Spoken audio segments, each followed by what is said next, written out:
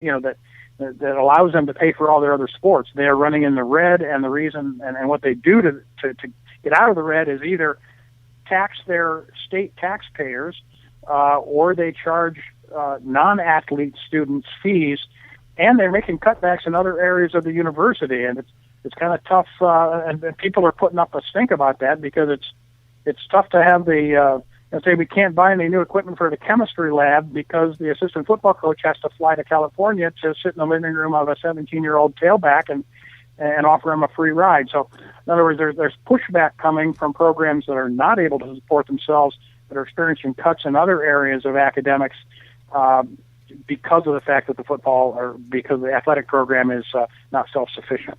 No, and I agree with what you said. That's a point that I've always made, too. And some people will shoot me right down with it. But I go, hey, 13 people go to the local rowing event on the weekend to see their relatives. That's not exactly paying for the cost of equipment and traveling to the sports. I don't know how many people attend the golf matches. But, there's hundreds of sports that make zero and they lose money that are paid for by the money that is made by like you said, basically it's football and basketball, the two revenue-producing programs. So I always point that out, and some people say, and I say, I agree. They got more money than they know what to do with. It's just a matter of proving that and getting them to share it equitably. But that is something that often gets overlooked, and colleges love to point that out, is, hey, who do you think is paying for the crew team? Because right. Again, and if 13 the student, people went.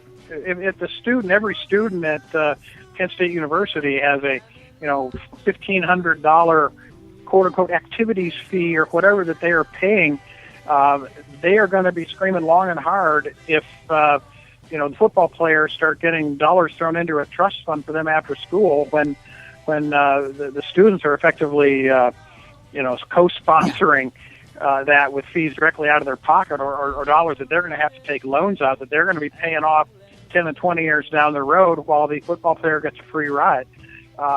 There's definitely pushback coming not only from students but from faculty and administrators who say that let's get our priorities squared away here in terms of academics. Heading into the Wild West. You brought up the MAC. Last thing I wanted to bring up there, they made the announcement. I don't know if you've heard about it this morning, but the MAC and ESPN doing the rights agreement they already had. They've expanded it and extended it. It's going through practically 2027, I believe, is the end of it.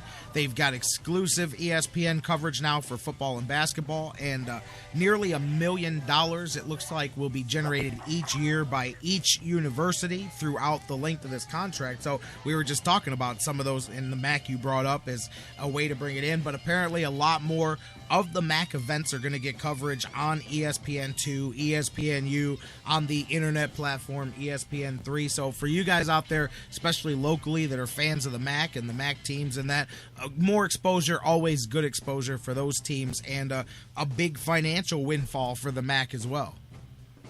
Yeah, that's great to see. And of course, these programs are operating on overall athletic budgets that are probably 20 to 30% the size of, say, Ohio State. So Ohio State runs on about $120 million a year. Kent and Toledo and Akron and these guys, their total athletic budget is closer to $20 million than $120 million. So you're talking about a whole different set of circumstances.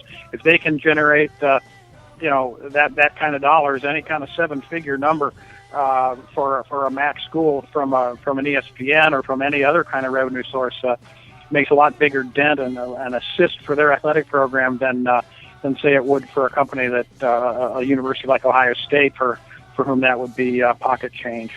I'll tell you what, man, you talk about growing rights fees, and we've seen it with all the sports. Everybody who's redone, Major League Soccer, I think, just came up with a ridiculous package for games that nobody watches. And this is another example of the value of live sports in today's DVR society, because live sports is the only thing that's considered to be DVR proof, because most people do not like to watch live games later. They'll rewatch it later, but if at all possible, they prefer to watch it live, so it maintains that advertising revenue. 13 years, $100 million on the back end of this extension for, no offense, for the Mid-American Conference, which is a small conference. So just that'll show you you the rights fees and values that come with sports in today's television world.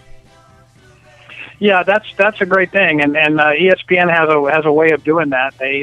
Somebody decides to buck the monopoly or buck the bundling of channels or whatever, they just strike a deal with them. There was some obscure athletic conference out west that sued them over TV rights, and they basically said, okay, we'll televise your games. We'll put them on ESPNU. We'll pay you this many millions of dollars and get off our backs. And the team or the conference bought into it. They took the money. Now they have an obscure television contract where they get their game shown at 10 p.m. on ESPN4 or whatever it is, and everybody's happy because everybody's making more money, and ESPN doesn't have to face any more lawsuits. But you know what? On top of that, the other part of this that we didn't mention is that, and this is good on different levels, for local people with jobs, for college production people who are learning and helping do these events, is instead of it being the traditional ESPN comes and broadcasts all of your events, they basically, like you said, took what the MAC schools already do and they're going to refeed. So basically, you're, less work on ESPN's part of having to actually do the hands-on parts of it. We're going to broadcast your feeds across all of our platforms. It's kind of a win-win for everybody there. But like I said, then that also, if you're in the regional aspect of it, if you're the production guy, the grip, the camera guy, or whatever, that's a good platform to have your work out there. And that, so I thought that was the unique, I think, part of the deal, is that instead of it being standard, it's much more your productions, your flavor, the way you do it, and we'll broadcast it for you. Yeah, that's true. And ESPN did get themselves in a little bit of trouble because they go around willy-nilly buying up televising fees, television rights, I should say, for events and for conferences and for games all over the place. And oftentimes, they don't even broadcast them. They buy the rights, they pay for the rights, and they don't even show them. Because it's easier for them to buy those rights up at some fee than it is to lose them to someone else and allow a Fox Sports or someone else to gain a foothold in a particular sport or market. And they got in some trouble and got sued, in fact, for buying up rights to a conference's games and then not showing those games on TV, just because they were preventing someone else from buying them and showing them, and that was worth it to them. So that's the situation where they had to sort of settle and say, okay, we'll agree to put them on TV at such and such a time, whether it's tape delay or whether it's on, ESPN4 instead of the flagship. But they made some concessions and got out of that arrangement. Brother, that's why Ben Stiller, he was a visionary when they made that dodgeball movie, when he had ESPN the Ocho, because there really will be ESPN the Ocho sooner than later. There will be an 8 and a 9 and a 10. It'd be like, hey, you got ESPN. Man, I can't go to Joe's house. He doesn't have ESPN 12, man. He's only got the standard package, But anyways. Dan You're Wismar. right. It's coming sooner instead of later.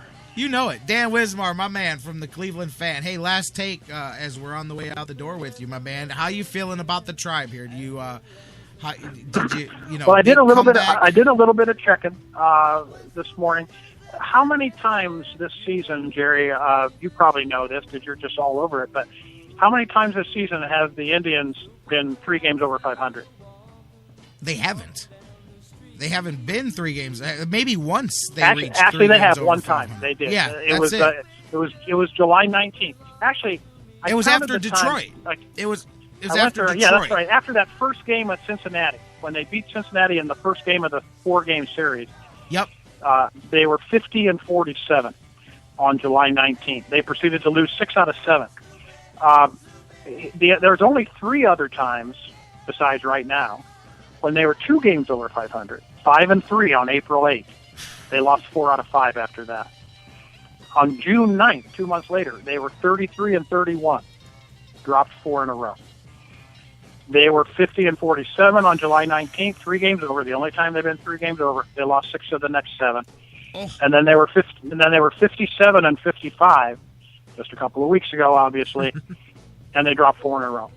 So today they have that shot. Tonight they have that shot to get back to 3 over 500 for the first time. I got to agree with you, and I am as hopeful as you are. Hopeful is the key word. Yeah. That last night, turned some kind of corner and maybe gave them that bump that they're going to need. We've talked a lot about the schedule and the opponents. and I believe that there's that shot. But every time they've been, all 4 times that they've been 2 games over, and the one time they've been 3 over, they went into a tailspin. I'm just hopeful that this team is going to show me that there's something other than a 500 team. I have every bit of hope. They're just going to have to show me. I guess I'm going to be from Missouri until they do it. But things are, circumstances are playing in their favor as we go forward schedule-wise, and I'm as hopeful as anybody that last night might have been some kind of a turning point, and I feel a little bit bad for Trevor Bauer because if he gets one more out, he wins that game. Yeah. He walks a guy with 2 outs and nobody on in the 5th inning, and Tito pulls him. If he can get the 3rd out, he's got a W, as unexpected or as far-fetched as that looked in the 1st inning. So I kind of felt bad for him not getting a decision in the game. But I hope it lights a fire and then we go forward from here. And I'm like I said, I'm as hopeful as the next guy. Right, last year, what was it? Was it the Giambi walk-off? Was that the one that led to the 10 in a row run there or whatever? But I mean, I think the Giambi walk-off was more like in the middle of that 10-game run, maybe toward the beginning. It wasn't the first game of that run. It was more right in the middle of that 10-game stretch, if I'm not mistaken, because it was, if I'm not mistaken, about September 25 when that game took place, and that would have been within the last week of the season. So it was in the middle of that 10-game run. Well, regardless, something has to start it, and I'm hoping that last night was the one that starts it for the Indians, And like Absolutely. I said, too, taking the first one with Kluber on the back end, you've now set the stage to win this series, which is the most important thing, and then head to Houston and Chicago and try to gobble those guys up before you go head-to-head with Detroit and Kansas City. Exactly. Yeah, you gotta get the momentum going before those guys come into town. That's it. Dan Wismar from the Cleveland Fan, my man, with us as always. Thank you so much for being here. We had a lot to cover and talk about, and then, man, I'm sure by the time we come back Monday, we will know what the offense looks like for the Browns with Brian Hoyer running it. We'll know how Ohio State is progressing towards, they'll be just a few days away from kicking off the season. And the Indians, we'll see where they sit, as they should be, matter of fact, they should be just through the middle part of these 9 games by the time we come back on Monday. So we will have a lot to talk about, my man. Always big fun, Jerry. We'll look forward to next week. All right, thank you. My man, Dan Wismar from the Cleveland Fan with us. We're going to go back to the phone lines here in a moment. We're going to go to the break here, get the final segment in. Don't go anywhere. 216-539-7535. Already got a caller coming in. 216-539-7535. When we come back, we'll set the stage for tomorrow. We'll wrap up today. We'll take a phone call and do the thing as we come back with the Sports Fix. Final segment coming up next. You know it feels so good. Come on, well, shake it, sloop it. Come on, well, shake it, yeah. Come on, hang on, sloop it, hang on, yeah. The Sports Fix, your choice for intelligent talk. That was wonderful. Bravo! I loved that. Oh, it was great! Intelligent talk. Well, it was pretty good. Well, it wasn't bad. Well, there were parts of it that weren't very good, It though. could have been a lot better. I didn't really like it. These guys must be on the wrong station. It was pretty terrible. It was bad. It was awful. It was terrible. Get 'em away! Hey, boo! Boo! The Sports Fix. It's the Sports Fix. We'll be right back. Football season is party season at Harry Buffalo North Olmsted. Everyone wins at Harry Buffalo. Every Saturday is Coors Light College Football Saturday with $6 pitchers, 4 bottles for $10, and the Buckeyes in full HD. Football season is most definitely party season, and your headquarters is Harry Buffalo North Olmsted all winter long. Harry Buffalo, join the herd.